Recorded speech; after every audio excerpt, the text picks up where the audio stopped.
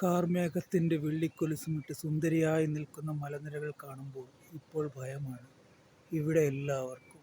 കാരണം നേരം വെളുത്തു കഴിഞ്ഞാൽ, മഴയൊന്ന് കനത്തു കഴിഞ്ഞാൽ, ഒന്ന് ഇരുട്ടിക്കഴിഞ്ഞാൽ ഉണർന്നെഴുന്നേൽക്കുമ്പോൾ ബാക്കിയുണ്ടാകുമോ എന്നറിയില്ല. പെയ്തു തോരാത്ത മഴയുടെ ബാക്കി പത്രങ്ങളായി ഇവിടെ ജീവിക്കുന്ന എല്ലാ മനുഷ്യർ ഭീതിയുടെ നിഴലിലാണ്. പുഴയിൽ വെള്ളം കൂടുമോ, മലയിടിയുമോ? ദിവസവും രാവിലെ എഴുന്നേറ്റ് ഞങ്ങൾ നോക്കുന്ന മലനിരകളിലേക്കാണ്.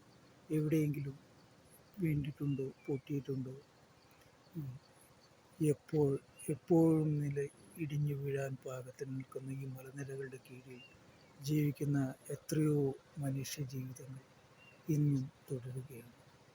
ഇനി ഭയത്തിൻ്റെ നാളുകളാണ് ഞങ്ങൾക്ക്. നമുക്ക് എല്ലാവർക്കും വയനാടിന് വേണ്ടി പ്രാർത്ഥിക്കാം. ഇനിയൊരു ദുരിതം ഞങ്ങൾക്ക് താങ്ങാനാവില്ല. അതുകൊണ്ട് എല്ലാവരും വയനാടിന് വേണ്ടി പ്രാർത്ഥിക്കണം എന്ന അപേക്ഷയോടെ നിർത്തട്ടെ.